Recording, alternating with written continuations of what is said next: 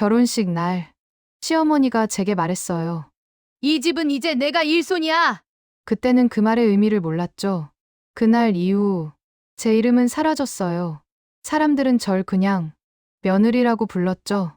시댁엔 세대가 함께 살았고 저는 양식장에서 부엌에서 새벽부터 밤까지 일했어요. 임신 중에도 쉬지 못했죠. 이 돈으로 애 지우고 나가. 시어머니가 그렇게 말했어요, 그날. 전 결심했어요. 무슨 일이 있어도 그 아이는 지키겠다고. 분가 후에도 평화는 없었어요. 시어머니가 문을 두드리고 시누이가 문을 열었죠. 그따위로 배웠냐?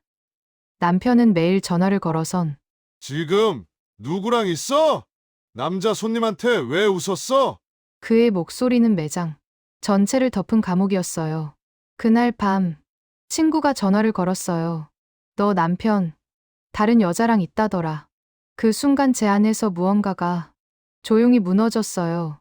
그날 이후 저는 처음으로 나를 위해 무언가를 하기로 했어요. 어떤 선택을 했을까요? 풀 영상에서 확인하세요. 저는 42살, 이름은 김은주입니다. 스스로를 설명할 때마다 망설임이 생깁니다. 어떤 사람은 저를 강한 여자라고 부르고 또 어떤 사람은 불쌍한 여자라고 하죠. 하지만 제 생각엔 저는 그저 오래 참았던 여자예요. 참고 또 참고 견디다 보니 이렇게 살아남아 있네요. 사람들은 저에게 그렇게까지 참을 필요 있었냐고 묻곤 해요. 그럴 때면 웃음이 납니다. 그 시절 제게 참지 않기란 사치였거든요. 어릴 때부터 저는 늘 어떻게든 버티는 법을 먼저 배웠습니다. 아버지는 제가 고등학교 2학년 때 세상을 떠났습니다. 갑작스러운 교통사고였어요. 그날 저녁 교복 치마 끝자락엔 피 냄새가 배어 있었죠. 엄마는 그날 이후로 한동안 거의 말을 하지 않았습니다. 세탁소를 운영하시던 분이었는데 말 대신 하루 종일 다리미를 쥐고 계셨습니다. 그 손에서 나는 스팀 소리, 그게 우리 집의 유일한 숨소리였죠. 그렇게 몇 년을 보내며 저는 빨리 어른이 되고 싶었습니다. 엄마의 굽은 어깨를 펴주고 싶었고 누군가가 저를 대신 지켜주길 바랐어요. 그게 사랑이라고 믿었습니다. 은행에 들어갔을 때 저는 20살이 조금 넘었어요. 남들보다 일찍 사회에 나왔지만 그만큼 외로움도 빨랐죠. 점심시간에 커피를 타서 고객에게 건네며 웃는 그 순간조차 속으로는 늘 나도 누군가에게 이런 미소를 받고 싶다는 생각을 했습니다. 그때 그 사람이 나타났어요. 지점 거래처 사장님의 아들이었죠. 나보다 5살 많았고 늘 웃는 얼굴에 은주 씨는 마음이 참 따뜻하네요라고 말하던 사람이었어요.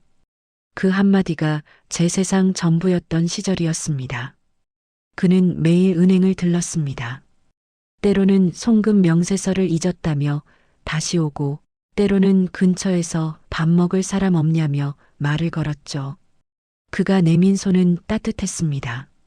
한겨울에도 손끝이 이상하게 부드러웠어요.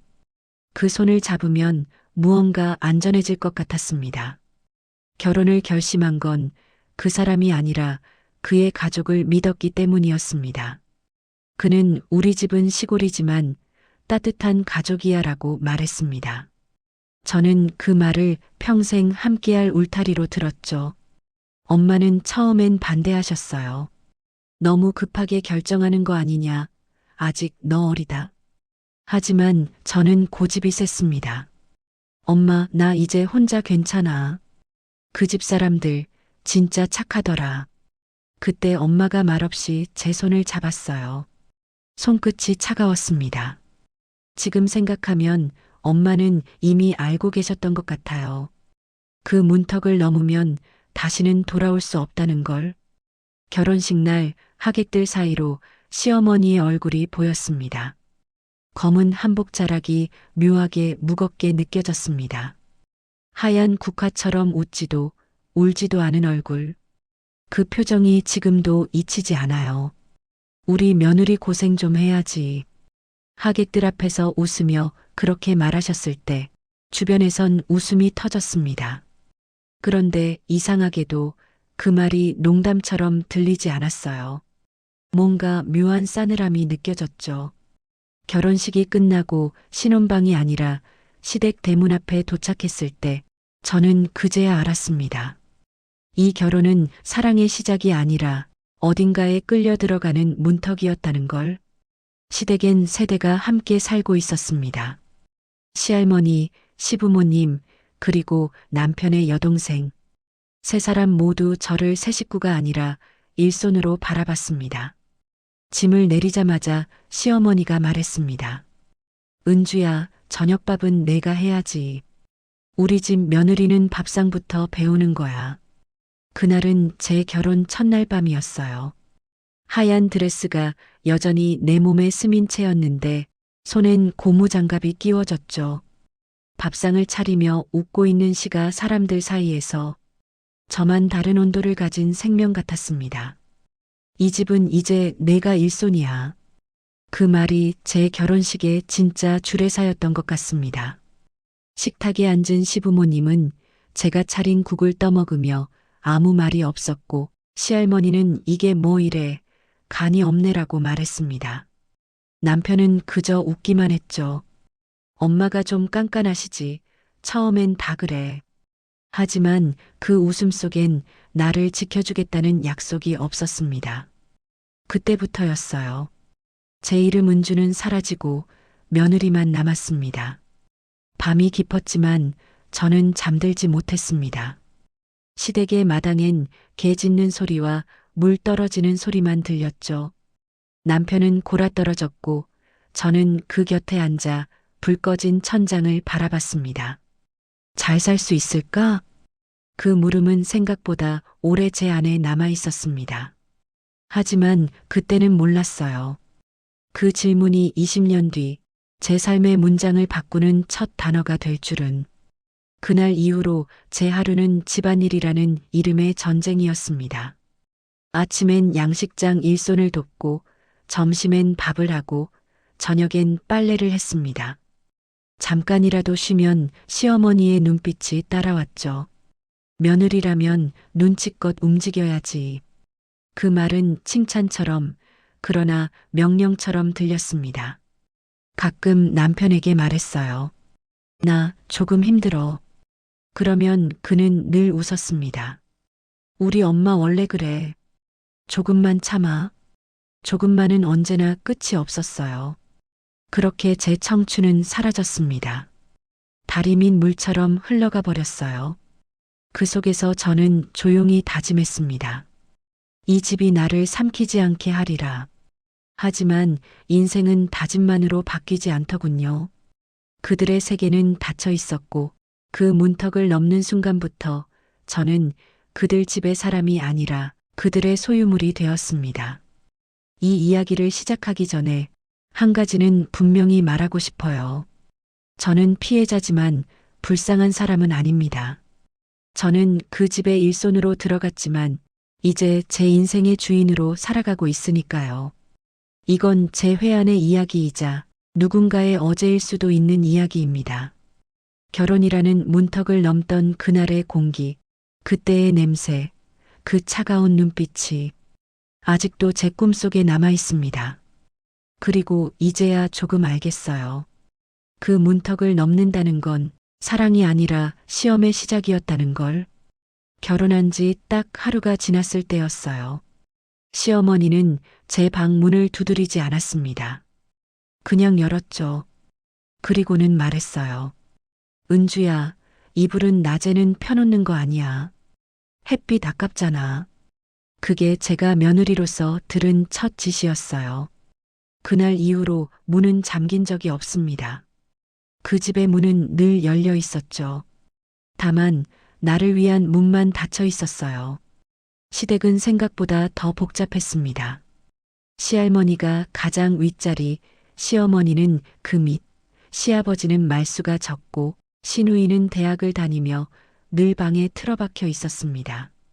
그들 모두가 하나의 질서 속에서 움직이는 사람들이었죠. 그 질서의 이름은 우리 집 방식이었어요.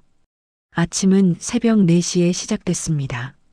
닭이 울면 시어머니는 먼저 일어나 불을 켰고 그 소리에 맞춰 저도 벌떡 일어나야 했습니다. 잠시라도 늦으면 며느리가 늦잠 자면 집안이 기운이 없다는 핀잔이 돌아왔죠.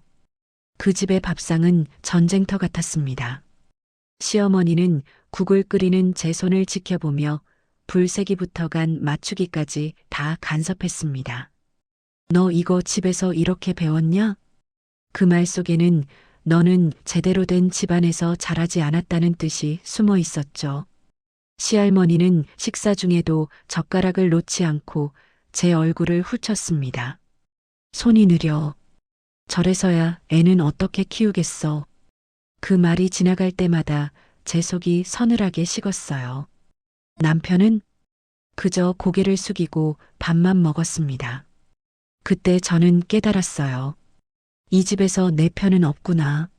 며칠 뒤 시어머니가 양식장에 나가자며 제게 작업복을 내밀었습니다. 우리 집 여자들은 다 이래. 며느리라고 예외는 없어. 각 결혼한 새댁이 입기엔 너무 큰 장화를 신고 진흙밭을 걸었습니다. 물고기 비린내, 햇볕에 달궈진 바위 냄새, 손바닥에 박히는 소금기. 그게 제 결혼의 두 번째 풍경이었습니다. 점심 무렵이 되면 손가락 끝이 갈라지고 팔에는 붉은 자국이 생겼어요. 하지만 일은 멈출 수 없었습니다. 시어머니가 멀리서 지켜보고 있었으니까요. 밤이면 몸이 무겁게 가라앉았지만 누워도 잠이 오지 않았습니다. 옆에서 코 고는 남편의 얼굴을 보며 내가 정말 사랑한 사람이 이 사람이 맞을까? 그 질문이 밤마다 내 속을 파고들었죠. 가끔은 그 사람의 손을 잡고 싶었어요. 결혼 전 그 따뜻했던 손, 내 어깨를 감싸주던 그 온기. 하지만 지금 그 손은 가장 가까운 벽이 되어 있었어요. 결혼 3개월쯤 지났을 때 몸이 이상했습니다. 아침마다 속이 울렁거리고 냄새에 민감해졌어요. 병원에서 검사를 받았더니 임신이었죠. 그날 병원 문을 나서며 울었습니다. 기뻐서가 아니라 두려워서요. 이 집에서 새 생명은 축복이 아니라 또 다른 명령이 될 것 같았거든요. 남편에게 소식을 전했을 때 그는 잠시 놀라더니 미소를 지었습니다. 잘 됐다. 이제 우리도 진짜 가족이네. 그 말이 좋았어요. 짧았지만 그 순간만큼은 정말 우리였으니까요. 하지만 그 평화는 오래가지 않았습니다. 시어머니가 소식을 듣자마자 얼굴이 굳었습니다. 지금 애 낳을 형편이냐? 그날 저녁 식탁 위엔 5만 원짜리 몇 장이 던져졌습니다. 이거 들고 병원 가서 수술해. 아직 젊잖아. 애는 나중에. 그 말은 제 귀에 칼처럼 박혔어요. 아무 말도 하지 못했습니다. 남편은 입을 다문 채 밥만 먹었습니다. 그날 이후 시어머니는 저를 볼 때마다 한숨을 쉬었죠. 참 별난 며느리야. 말도 안 듣고. 그 집은 냉장고보다 더 차가웠습니다. 아침이면 문 앞에 누군가의 발자국이 찍혀 있고 저녁이면 그 발자국이 다시 제 방문 앞까지 이어져 있었습니다. 감시 같았죠. 오늘은 뭐 했냐? 왜 방에 오래 있었냐? 질문이 쏟아졌습니다. 말을 하지 않으면 무시한다 하고 말을 하면 말이 많다 했습니다. 그럴 때마다 저는 손을 배 위에 얹었습니다. 아직 작은 생명이었지만 그 아이만은 내 편일 것 같았어요. 뱃속에서 무언가 미세하게 움직일 때면 그게 제 유일한 위로였죠. 임신 중에도 양식장 일은 계속됐습니다.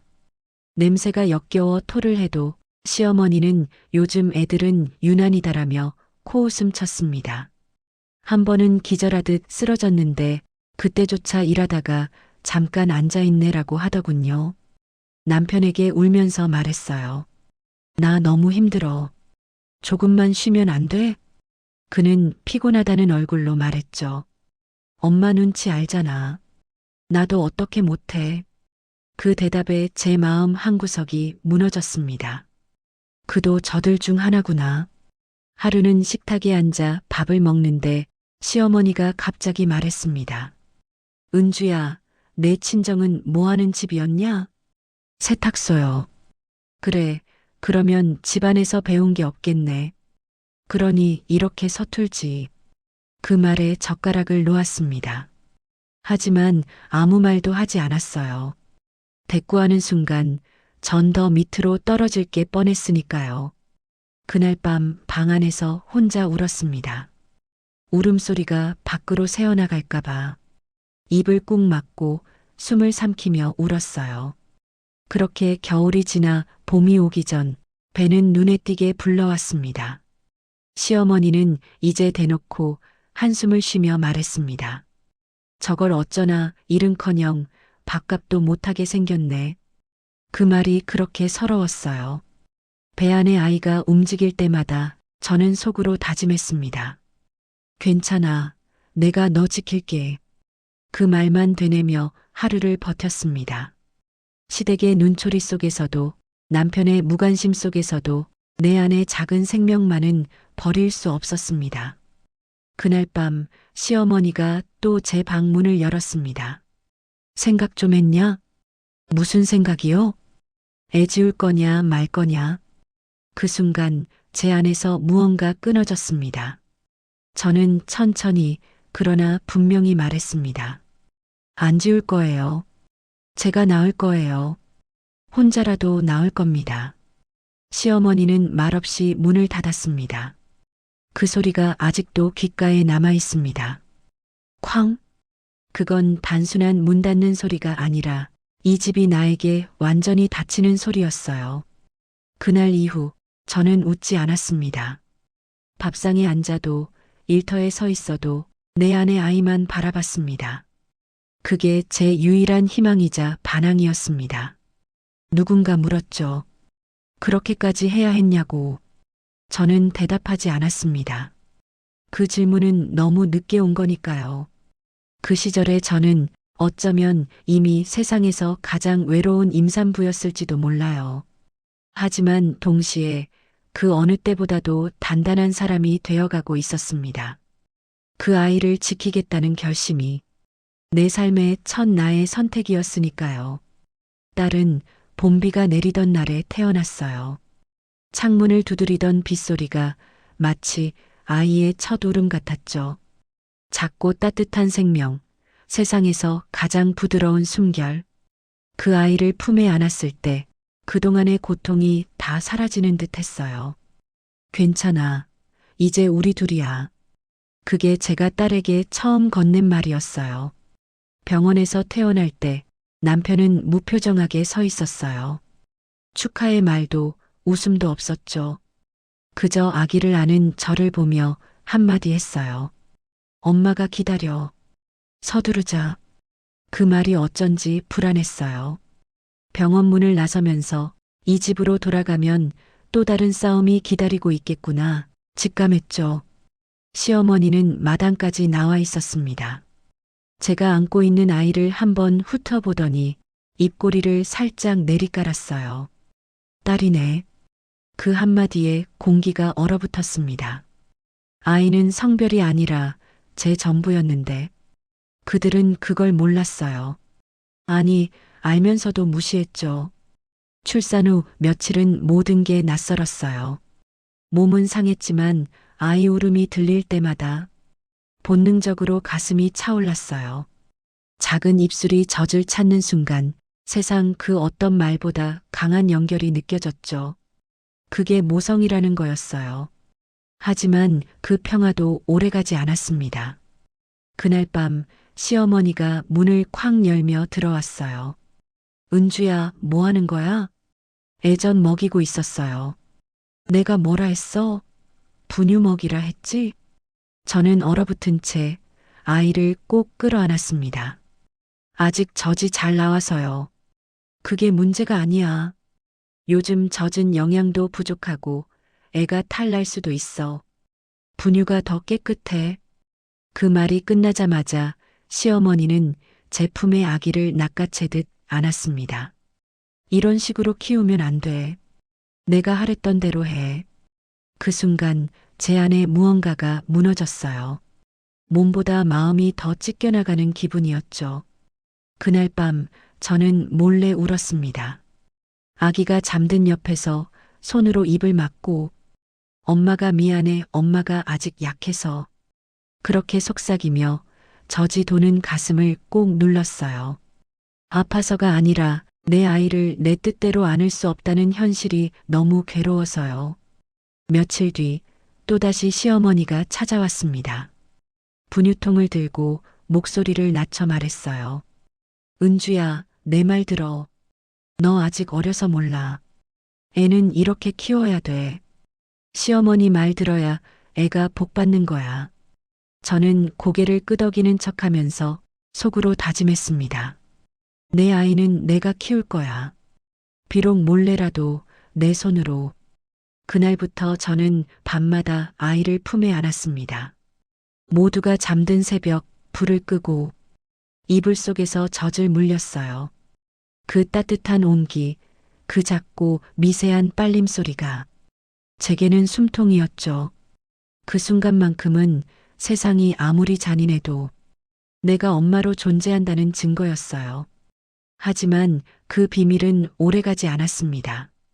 어느 날 밤 문이 쾅 열렸어요. 시어머니가 불을 켜며 소리쳤죠.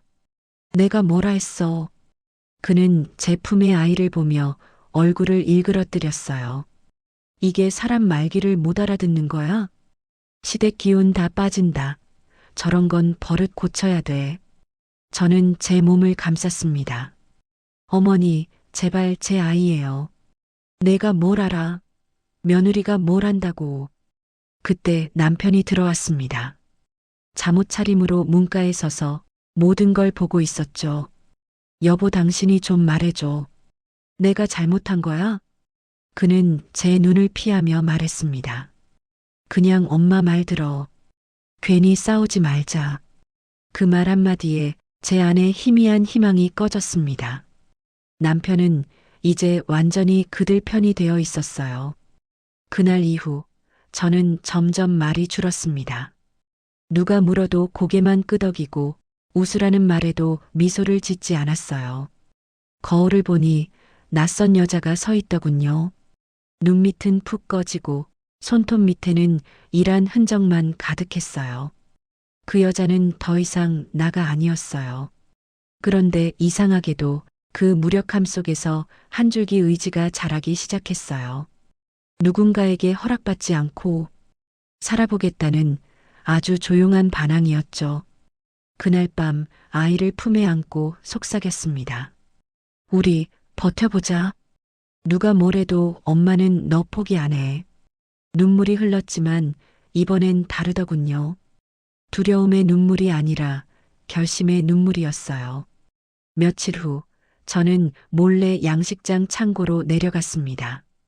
오래된 수첩을 꺼내 그 안에 이렇게 적었습니다. 언젠가 나가자. 나랑 너 둘이서. 세상이 우리를 몰라도 괜찮아. 이 지옥만 벗어나면 돼. 그날부터였어요. 저는 조용히 준비하기 시작했습니다. 모성조차 허락받지 못한 이 집에서 내 삶을 되찾기 위한 탈출을. 그 이후로 시어머니는 더 예민해졌고 남편은 점점 멀어졌습니다. 하지만 이상하게 저는 더 이상 두렵지 않았어요. 두려움의 자리에 결단이 자리를 잡았거든요. 그날 이후 제 마음속에 하나의 문이 열렸어요. 비록 시댁의 문은 닫혔지만 내 안의 문은 처음으로 열렸습니다. 이사하는 날 비가 내렸어요. 이상하게도 제 인생에 큰일이 있을 때마다 하늘은 늘 울더군요. 양식장 근처에 오래된 집을 떠나 작은 전셋집으로 옮기는 순간에도 그랬어요. 비닐에 쌓인 이불을 이고 아기를 안은 채 현관에 들어서며 저는 속으로 중얼거렸죠. 이제 좀 숨 쉴 수 있을까? 그때만 해도 진짜로 끝난 줄 알았어요. 그들의 간섭, 그들의 목소리, 그 모든 게 이 벽 하나로 막힐 줄 알았거든요. 하지만 감옥의 벽은 콘크리트가 아니라 전화선으로 이어져 있었습니다. 남편은 출근하자마자 전화를 걸었어요. 왜 대답이 늦어? 지금 뭐해? 애는 울어? 그의 목소리는 늘 의심으로 젖어 있었죠. 그가 퇴근하면 집안 곳곳을 훑어보며 사진을 찍었습니다. 냉장고 안, 설거지대, 심지어 빨래통까지. 처음엔 장난인 줄 알았어요. 하지만 그 사진들이 곧 시어머니에게 전송되고 있다는 걸 알게 됐죠. 다음 날이면 어김없이 전화가 옵니다. 은주야, 싱크대에 그릇 그렇게 놔두는 거 아니야. 아기 기저귀는 햇볕에 말려야지. 어제 만든 반찬 왜 버렸니? 낭비한다. 그때 깨달았어요. 나는 이 집을 떠났지만 그들의 시선은 여전히 내 안에 있었다는 걸. 신우이도 수시로 들이닥쳤습니다. 형님, 엄마가 오라 해서 왔어요. 그녀는 마치 집주인처럼 들어와 냉장고 문을 열고 손가락으로 먼지를 문질러 보곤 했어요. 아, 여기 좀 닦아야겠다. 살림이 이게 뭐야? 그녀의 시선이 제 등을 타고 오를 때마다 등골이 식었어요. 그녀는 그걸 즐기는 것 같았어요. 형님, 이래서 엄마가 걱정하시는 거예요. 그 말은 언제나 비난의 면죄부였죠. 남편은 그 상황을 알면서도 늘 같은 말만 반복했습니다. 우리 집안 원래 그래. 신경 쓰지 마. 그게 사랑이야. 엄마가 너 신경 써주는 거잖아. 그 말을 듣는 순간 제 머릿속에서 무언가 부서졌습니다. 그건 사랑이 아니었어요. 그건 통제였고 감시였고 한 사람의 삶을 지워버리는 폭력이었어요. 하루는 아기가 열이 났습니다. 밤새 식은땀을 흘리며 보챘죠. 병원에 데려가려는데 지갑을 열어보니 남은 돈이 없었어요. 남편이 생활비를 주지 않았거든요. 그에게 전화를 걸었습니다. 여보, 애가 열이 너무 높아. 병원 좀 가야 할 것 같아. 해열제 있잖아. 그거 먹여. 그걸로 안 돼. 39도야. 내일 약국 가. 지금 나 바빠. 뚝. 전화가 끊겼습니다. 그날 밤 아이의 이마에 물수건을 얹으며 제 자신이 너무 초라해 보였어요. 엄마가 이렇게밖에 못해서 미안해. 아이의 얼굴을 보며 속삭였지만 사실 그 말은 제 자신에게 하는 말이었죠. 경제력이 없다는 건 자유가 없다는 뜻이었어요. 무엇 하나 내 뜻대로 할 수 없었고 그들이 내린 결정에 이견을 낼 수도 없었어요. 돈이 없으면 나의 선택도 없다는 걸 그제야 알았습니다. 세상은 제가 결혼해서 가정을 이뤘다고 말했지만 사실 저는 시댁이라는 회사의 무급 노동자였어요. 일하고 맞고 비난받고 감시당하면서도 월급도 이름도 자유도 없었죠. 시어머니는 어느 날 전화를 걸어 이렇게 말했습니다. 너 요즘 일자리 알아본다며? 네, 그냥 아르바이트라도 하려고요. 그런 거 하지 마. 애나 잘 봐. 괜히 밖에 나가서 남자들이랑 섞이면 소문나. 그 말이 너무 모욕적이었지만 저는 아무 대꾸도 하지 못했습니다. 왜냐하면 진짜로 그럴 힘이 없었으니까요. 어느 날 남편이 술에 취해 들어와 말했습니다. 은주야, 너 진짜 나 배신하면 죽여버릴 거야. 그는 눈빛이 달라져 있었습니다. 이유를 물어보기도 전에 그는 제 휴대폰을 빼앗아 통화 목록을 뒤졌어요. 이 번호 누구야? 마트 직원이에요. 왜 전화했어? 장 본다고요. 그날부터 제 휴대폰은 남편의 소유가 됐습니다. 비밀번호는 물론 위치까지 공유해야 했죠. 그는 퇴근길마다 전화를 걸어 지금 어디야? 누구랑 있어? 그걸 확인해야만 마음이 놓인다고 했습니다. 하지만 그건 사랑이 아니라 감시의 다른 이름이었어요. 어느 날은 남편이 제 뒤를 밟았다는 걸 알았어요. 아이 분유를 사러 편의점에 들렀는데 문을 열자마자 벨이 울렸습니다. 전화가 왔죠. 거기 왜 갔어? 애 분유 떨어졌어요. 거기 남자 알바 있지? 웃었잖아, 방금. 그 순간 공포보다 앞선 감정은 수치심이었어요. 누구든 나를 의심할 수 있다는 생각, 누구에게도 내 편은 없다는 확신. 그게 절망보다 더 끔찍했어요. 그날 밤 저는 몰래 통장 잔고를 확인했습니다. 32,000원. 그게 제가 가진 전부였어요. 남편의 통장은 제가 볼 수 없었고 생활비는 주기적으로 끊겼습니다. 그때 깨달았어요. 내가 이 집을 떠날 수 없는 이유는 사랑도 아이도 의무도 아니구나. 그냥 돈이 없어서였어. 그 사실이 너무 서러워서 주저앉아 울었어요. 그 울음은 슬픔이 아니라 내가 나로 살 수 없는 현실에 대한 분노였어요. 시어머니는 그런 저를 보며 말했습니다. 은주야, 며느리는 원래 이렇게 사는 거야. 시집이라는 건 여자한테는 학교 같은 곳이지. 배워야 돼, 참아야 돼. 저는 속으로 대답했습니다. 그게 학교라면 나는 졸업하고 싶어요. 당장이라도. 하지만 그때는 아무 말도 못했어요. 말하는 순간 더 큰 폭풍이 몰려올 걸 알았거든요. 어느새 저는 거울 앞에서 제 얼굴을 자주 들여다보지 않게 됐습니다. 그 속에는 제가 없었어요. 그저 시어머니의 말에 순응하고 남편의 눈치를 보는 그림자만 남아 있었죠. 이게 나인가? 그 질문이 머릿속을 떠나지 않았습니다. 그러던 어느 날 아이가 제 손가락을 잡으며 웃었습니다. 그 웃음이 너무 밝고 맑았어요. 그 순간 마음속 깊은 곳에서 희미하게 꺼져가던 불씨가 다시 타올랐어요. 그래, 아직 끝난 게 아니야. 이 애한테만큼은 이런 세상 물려주면 안 되잖아. 그날 저는 마음속에 작은 문장을 새겼습니다. 언젠가 이 집을 나갈 거야. 두 발로, 내 힘으로. 그게 제 첫 번째 진짜 다짐이었습니다. 그날 이후로 저는 밤마다 수첩을 펼쳐 조용히 메모를 했어요. 필요한 돈, 필요한 물건, 연락해야 할 사람들. 누구도 모르게 조금씩, 아주 조금씩 준비했죠.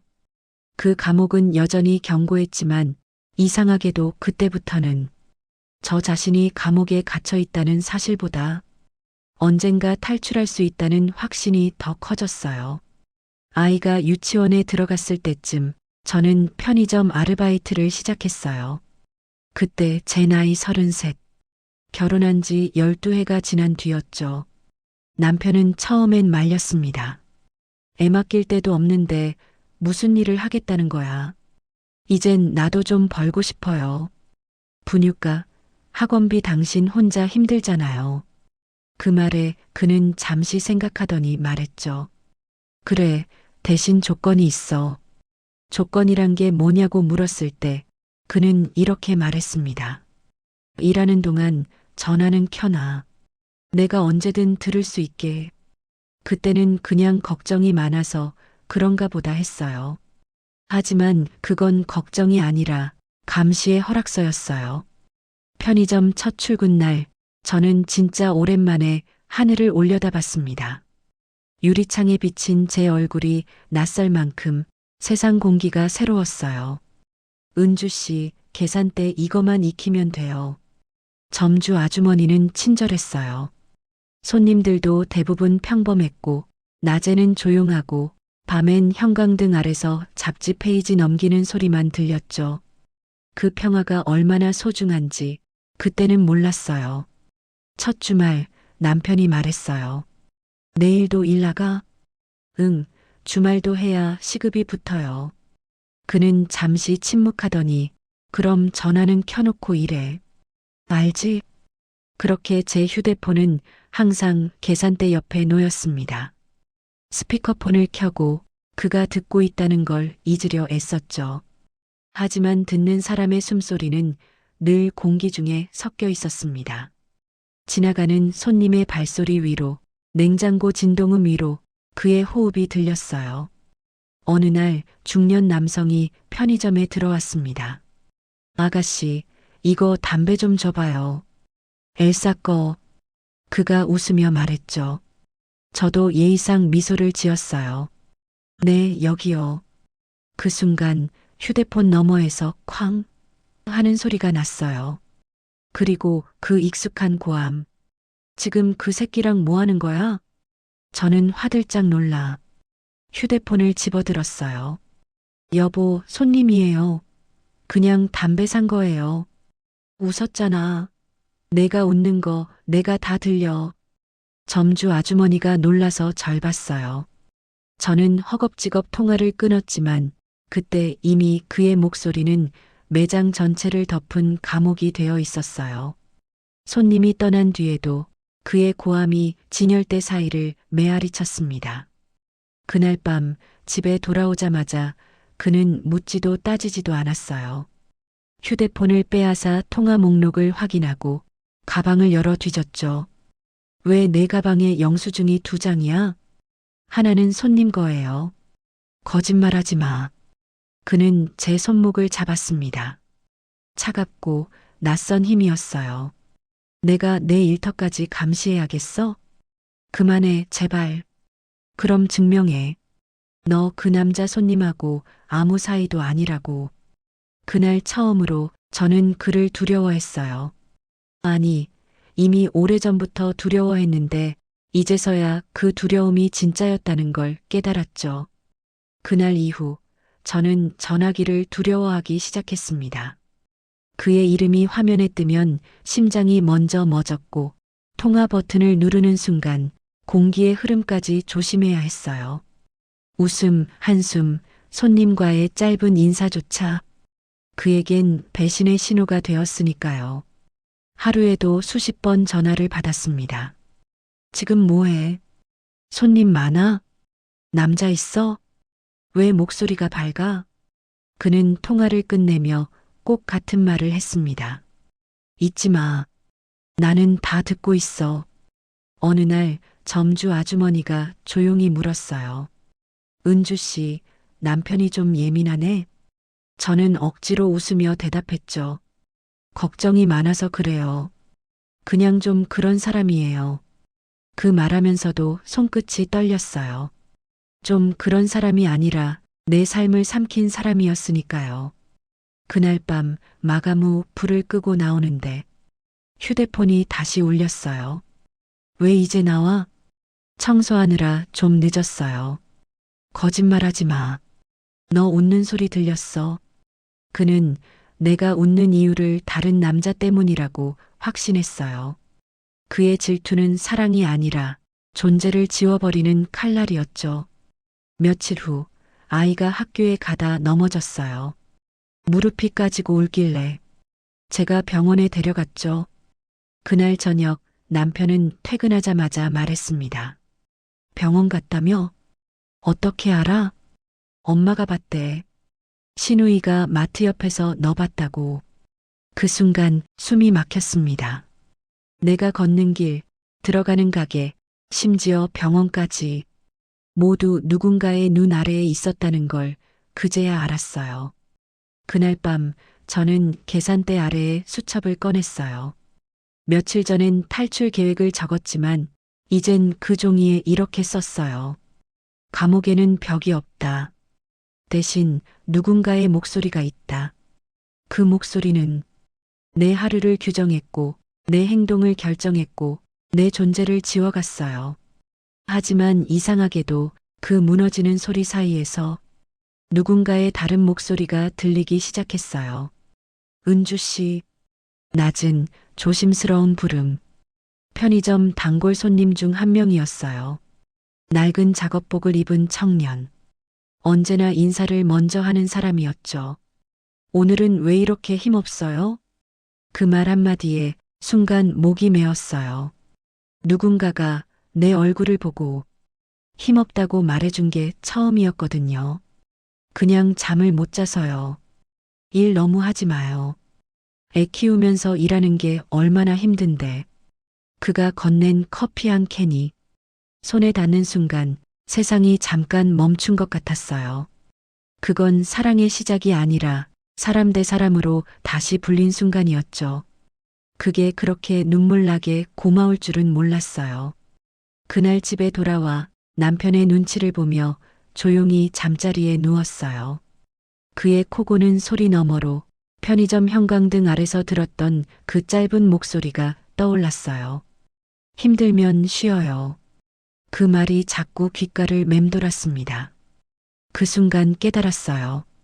내가 잊고 있던 진짜 목소리, 내 안의 목소리도 아직 살아있다는 걸. 그날 이후 전화선 너머로 들려오던 남편의 숨소리가 점점 멀리 들렸어요. 아니, 제가 그 소리를 더 이상 두려워하지 않기 시작했어요. 그게 바로 진짜 변화의 시작이었죠. 그날 전화가 왔습니다. 편의점에서 막 마감하고 불을 끄려던 참이었어요. 휴대폰 화면엔 지인의 이름이 떴죠. 은주야, 너 지금 어디야? 가게야, 왜? 너 몰라? 내 남편 지금 여자랑 있어. 호프집이야. 너 당장 와봐. 그 한마디에 몸 안에 피가 얼었습니다. 처음엔 믿지 않았어요. 아니, 믿기 싫었어요. 그 사람은 분명히 제가 늦게까지 일하지 말라며 전화를 끊었던 그 남편이었으니까요. 그날 밤 하늘은 이상하리만큼 맑았어요. 편의점 앞 간판 불빛이 유난히 차갑게 깜빡였죠. 택시 안에서 창밖을 보며 수십 번 생각했어요. 혹시 오해면 어떡하지? 내가 너무 예민한 건 아닐까? 하지만 마음 한쪽에서 작은 목소리가 속삭였어요. 이번엔 그냥 확인만 해. 확인만 해도 돼. 그 호프집은 시내 골목 한복판에 있었어요. 간판 위로 노란 불빛이 깜빡거렸고 창문 안쪽으론 사람들 웃음소리가 새어나왔어요. 유리문 너머로 그를 봤습니다. 하얀 셔츠에 소매를 거둔 남편, 그 옆엔 낯선 여자가 있었어요. 긴 머리를 한 젊은 여자. 그녀가 그에게 맥주잔을 건네며 웃었어요. 그리고 그는 그 여자의 손을 잡았습니다. 그 순간 제 안의 모든 소리가 사라졌어요. 호프집의 음악도, 사람들의 웃음도, 심지어 제 숨소리까지도. 그저 그들의 손이 맞닿은 장면만이 영화처럼 느리게 재생됐어요. 그때 내 다리가 움직이기 시작했어요. 생각보다 너무 빨리, 너무 단단하게. 은주야, 들어가지 마. 지인이 말렸지만 귀에 아무것도 들어오지 않았어요. 문을 열었을 때 차가운 맥주 냄새와 담배 연기가 한꺼번에 밀려왔어요. 남편이 고개를 들더니 순간 멈칫했죠. 그의 눈동자에 제가 비쳤어요. 그러나 그 눈엔 놀람보다 짜증이 먼저 있었습니다. 여기가 어딘데 찾아와? 그의 첫마디가 그거였어요. 아무 변명도 당황도 없이 그냥 짜증, 피로, 귀찮음. 당신 지금 뭐 하는 거야? 제 목소리가 떨렸어요. 그는 천천히 의자에 기대며 맥주잔을 들었습니다. 보다시피 마시고 있지. 누구랑? 그게 중요해. 그때 옆에 있던 여자가 눈치를 보며 일어섰어요. 저 먼저 갈게요. 그녀는 아무 말 없이 나갔고 남편은 잔을 비우더니 하품을 했어요. 은주야, 이제 그만하자. 뭐? 이혼하자. 그 말은 잔잔했지만 천둥처럼 떨어졌어요. 뭐라고? 이혼하자고. 솔직히 너랑은 이제 지겨워. 그때 모든 게 느리게 흘렀어요. 그의 입모양, 잔에 맺힌 물방울, 테이블 위에 땅콩 몇 알까지. 나는 숨을 쉬고 있었지만 몸 안의 공기가 다 빠져나간 느낌이었어요. 그럼 아이들은? 네가 키워. 그 애들은 내가 더 좋아하잖아. 그의 말투엔 죄책감도 후회도 없었어요. 그냥 오래된 물건을 버리는 사람처럼 담담했어요. 이유라도 말해줘. 왜 이렇게까지? 넌 답답해. 맨날 울고 맨날 일 얘기하고 사람이 숨 막혀. 나 이제 내 인생 좀 살고 싶어. 그 순간 제 안에서 두려움이 꺼지고 분노가 켜졌습니다. 당신 인생? 그럼 나는 당신 밑에서 몇 년을 버텼는데 당신 엄마 욕도 참고 당신한테 맞을까봐 매일 눈치 보고 그게 내 인생이었어. 그는 비웃듯 말했죠. 그래서 그건 내 선택이잖아. 선택? 제 목소리가 높아졌어요. 내가 뭘 선택했는데 그때 아이 지키겠다고 했던 게 잘못이야? 당신이 나한테 준 게 뭐야? 남편은 자리에서 일어났습니다. 됐어. 피곤하다. 가지 마. 나한테 말해. 왜 이렇게 된 건데? 그는 문 앞에 서서 짧게 말했어요. 그냥 사랑이 식었어. 그 말이 떨어진 순간 제 안에서 뭔가가 탁 하고 끊어졌어요. 그동안의 눈물, 참음, 비명도 못 낸 수많은 밤들. 그 모든 게 한 줄로 정리됐죠. 이 사람은 나를 사랑한 적이 없었구나. 그날 집으로 돌아가는 택시 안에서 창밖에 불빛이 번졌어요. 눈물이 아니라 그냥 시야가 흐려졌던 거예요. 그때 문득 편의점에서 나를 걱정하던 그 청년의 목소리가 떠올랐어요. 힘들면 쉬어요. 그래요. 이제는 쉬어야겠다고 생각했어요. 다만 그 쉼이란 게 그를 잊는 것인지 그에게서 벗어나는 것인지 그건 아직 몰랐어요. 집에 도착하니 아이들이 잠들어 있었어요. 작은 방 안 이불 속에 두 얼굴이 세상에서 제일 평화로워 보였죠. 그 얼굴을 보는데 문득 결심이 들었습니다. 그래. 당신이 버린 거면 이제는 내가 나를 위해 싸워야지. 그 순간 이상하게도 마음이 조용해졌어요. 무너지는 게 아니라 무언가 시작되는 기분이었어요. 그날 이후 저는 하루하루를 다르게 봤어요. 벽지도 하늘도 거울 속 제 얼굴도 그리고 그 모든 것 위에 이 한 문장이 떠올랐어요. 두려움이 사라지면 남는 건 나 자신뿐이다. 그날 밤 창문을 열고 바람을 맞았어요. 달빛이 희미하게 방 안을 비췄고 그 빛이 마치 새로 태어나는 의식 같았어요. 그때 알았어요. 내가 버티던 이유가 바로 이 순간을 위해서였다는 걸요. 그날 법원 앞에서 하얀 벚꽃이 흩날렸어요. 이혼 서류를 들고 서 있는 제 손이 그렇게 가벼운 건 아마 처음이었을 겁니다. 긴 싸움의 시작이자 스스로를 위해 세상 앞에 서는 첫 순간이었죠. 박은주 씨 맞으시죠? 이혼소송 1차 조정기일입니다. 법원 직원의 말에 고개를 끄덕였어요. 입술이 마르지 않게 침을 삼켰죠. 손끝이 떨렸지만 마음은 이상하게 단단했습니다. 그날따라 하늘이 너무 맑았어요. 마치 오랜 장마가 끝난 아침처럼. 법정 안은 냉랭했어요. 법관의 이름표, 책상 위에 두꺼운 서류 더미, 그 틈에 앉은 저와 맞은편에 그 사람. 남편은 여전히 그 표정이었어요. 피곤하고 귀찮고 책임 없는 얼굴. 양육비는 줄 생각 없습니까? 판사의 질문에 그는 어깨를 으쓱했어요. 제가 벌이가 많지 않아서요. 거짓이었죠. 그는 여전히 시댁 양식장에서 월 500은 벌고 있었어요. 하지만 두 아이가 있습니다. 생활비는 누가 책임지나요? 그건 그쪽이 키운다니까 알아서 하겠죠. 순간 판사의 얼굴이 굳었어요. 지금 말씀은 법적 부양 의무를 거부하겠다는 뜻입니까? 그는 아무 말 없이 시선을 돌렸습니다. 그 순간 제 안에서 작은 용기가 피어났어요. 그동안 한 번도 그에게 맞서본 적 없던 제가 처음으로 손을 들었습니다. 저 말씀드려도 될까요? 법정의 시선이 모두 제게 향했죠.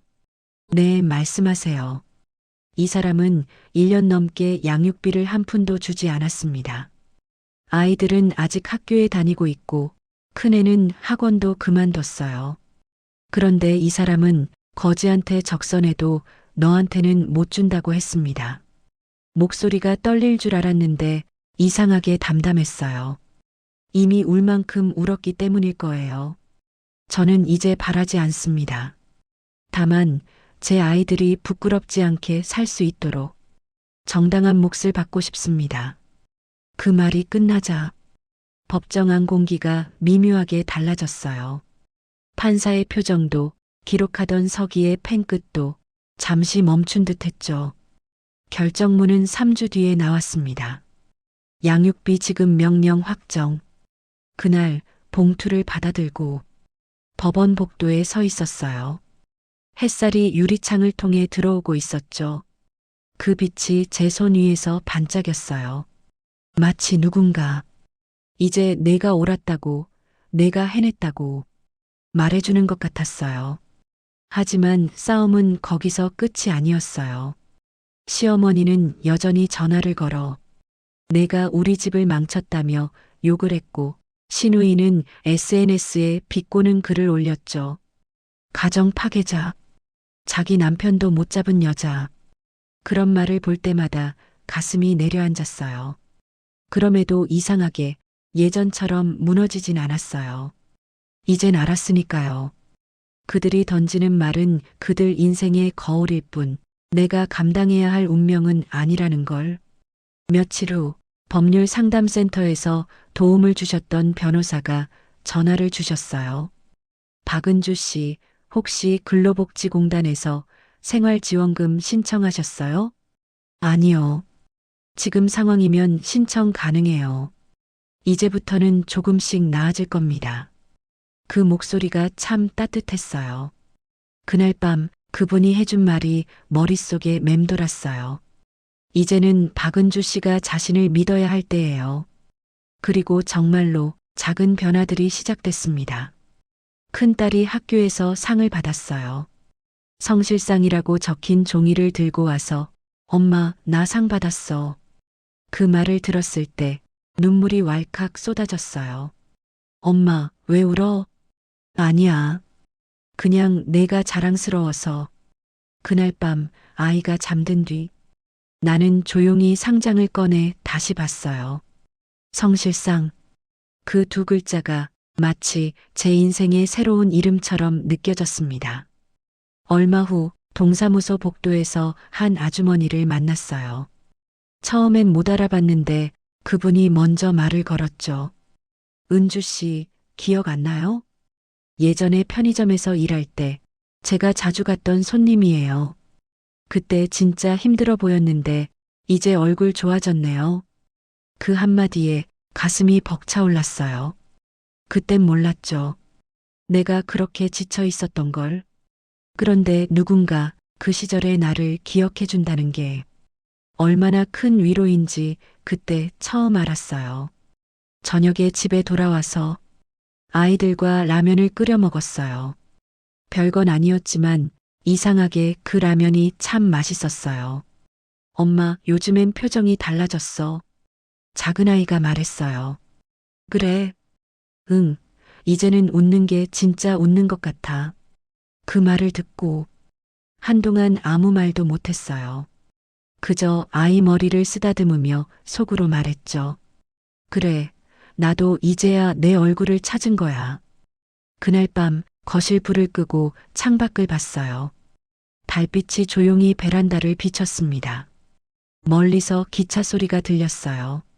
그 소리가 이상하게도 내 마음속의 두려움을 밀어내는 듯 했어요. 그 순간 가슴 깊은 곳에서 아주 천천히 그러나 확실하게 하나의 문장이 떠올랐어요. 이제는 내가 나를 믿을 차례야. 눈을 감았어요. 그 말이 심장 깊숙이 내려앉는 게 느껴졌어요. 두려움도 분노도 외로움도 그 한 문장 안에서 서서히 녹아내렸습니다.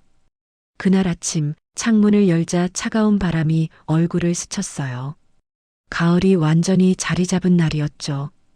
햇살은 부드럽고 하늘은 맑았어요. 이상하리만치 고요했어요. 이제는 시댁에서의 욕설도 남편의 고함도 전화기 너머의 감시도 없었어요. 방 한 칸짜리 전셋집. 벽지는 낡았지만 그 안에 깃든 공기는 따뜻했습니다. 아이들의 웃음소리가 벽을 타고 울렸어요.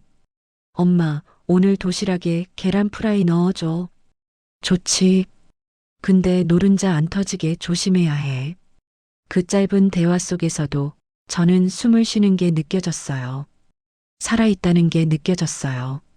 누구의 눈치도 보지 않고 아이에게 대답할 수 있다는 게 이렇게 큰 일이었구나.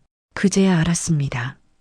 편의점 아르바이트를 다시 시작한 건 그 후 일주일쯤 지나서였어요. 새벽 근무였죠. 가게 문을 열고 불을 켰을 때 형광등 불빛이 하얗게 매장을 채웠습니다. 냉장고가 돌아가는 소리, 자동문이 덜컥 열리는 소리, 그리고 커피 머신에 치익하는 김 소리. 그 모든 게 음악처럼 들렸어요. 한 손으론 상품을 진열하고 다른 한 손으론 계산대를 닦았어요. 그 단순한 일상이 이제는 누군가의 명령이 아니라 내가 선택한 하루였죠. 아침 7시쯤 늘 오던 손님이 들어왔어요. 회사원 아저씨였죠. 커피 2잔과 김밥 하나를 집더니 저를 보며 말했어요. 요즘 표정이 좋아지셨네요. 그 말에 저도 모르게 웃었어요. 그런가요? 네, 전엔 좀 힘들어 보였거든요. 그 짧은 대화가 왠지 오래 남았어요. 사람의 말 한마디가 이토록 따뜻할 수도 있다는 걸 다시 배운 느낌이었죠. 오후에는 아이들 학교 마치기 전에 집으로 돌아왔어요. 큰딸이 숙제를 하고 있었고 작은 아이는 인형놀이를 하고 있었어요. 방 안엔 라디오에서 나오는 잔잔한 음악이 흘렀습니다. 엄마, 우리 주말에 나들이 갈까? 좋지. 어디 가고 싶은데? 바다. 순간 마음 한가운데가 따뜻해졌어요. 그토록 멀게만 느껴졌던 바다. 결혼 후에는 한 번도 제대로 가본 적이 없었어요. 시댁일, 남편 눈치, 아이 병원비. 늘 이유가 있었죠. 하지만 이젠 아무도 내게 안 된다고 말할 수 없었어요. 주말이 되었어요. 아이들과 함께 인천 바다를 찾았죠. 하늘은 유리처럼 투명했고 바람은 짭조름했어요.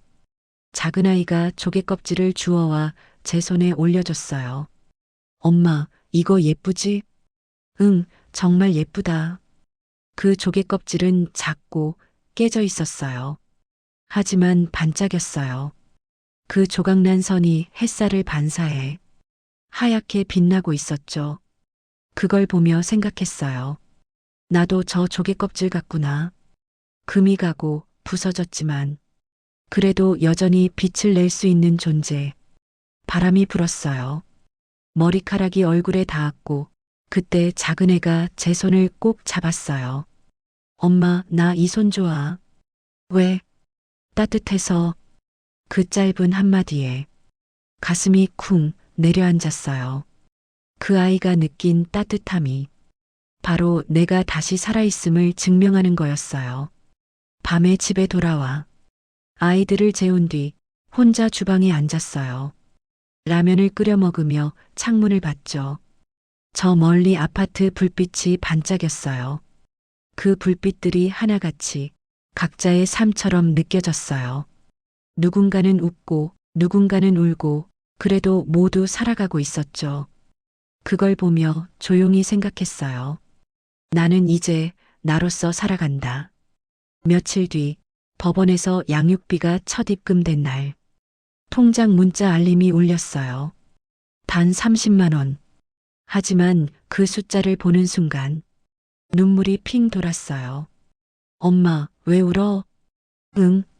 행복해서. 그 말이 참 낯설었어요. 행복해서 온다는 말을 내가 다시 쓸 줄 몰랐거든요. 그날 밤 편의점 근무가 끝나고 문을 닫으려는데 전화가 울렸어요. 모르는 번호였죠. 잠시 망설이다가 받았습니다. 여보세요? 은주야.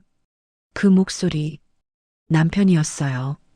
숨이 멎는 줄 알았어요. 그동안 잘 지냈냐? 말끝이 떨렸죠. 아이들은 잠시 침묵이 흘렀어요.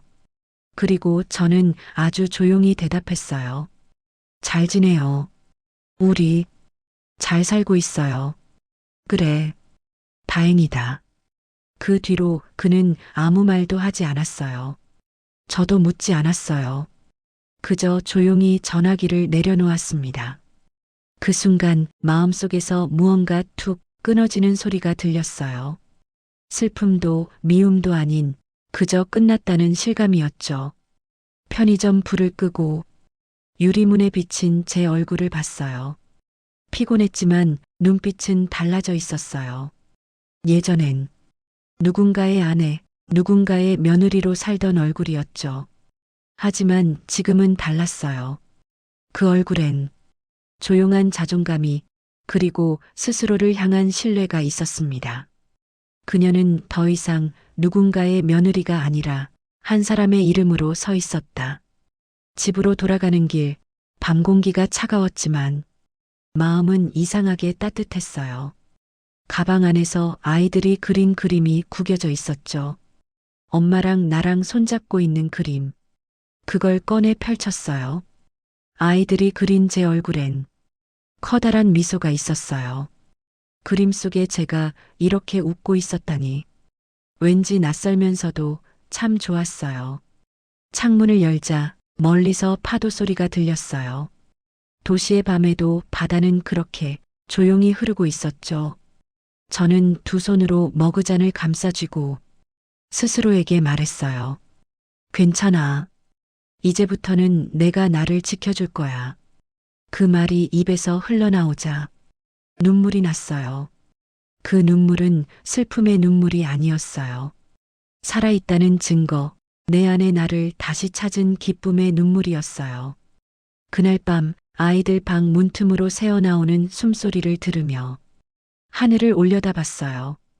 별 하나가 반짝였어요.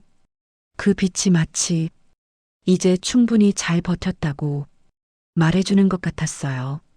인생은 참 이상해요. 그토록 냉정했던 세상이 어느 날 갑자기 따뜻하게 다가올 때가 있죠. 어쩌면 세상이 변한 게 아니라 내가 달라진 걸지도 몰라요. 이제는 누군가의 그림자에 갇히지 않고 누군가의 목소리에 휘둘리지 않아요. 나는 나의 이름으로 살아갑니다. 박은주.